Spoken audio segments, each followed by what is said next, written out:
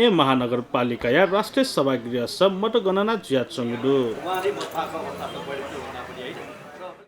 थुगु समाचार निर्माण यानागु इले तक मेरिया प्रत्याशी स्वतन्त्र उम्मेदवार बालेन सान अग्रतकया चंगुदु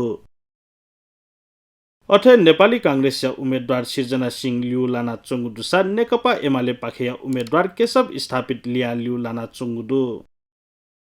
अथे उपमेरिया प्रत्याशी पाखे धासा नेकपा एमाले या सुनिता डंगोल नापा लाना चुना दिगुदु अथे नेपाल कम्युनिस्ट पार्टी समाजवादी या उम्मेदवार रामेश्वर श्रेष्ठ लिउ व लिया लिउ राष्ट्रिय प्रजातन्त्र पार्टी या उम्मेदवार विनिता मगैया लाना चुना दिगुदु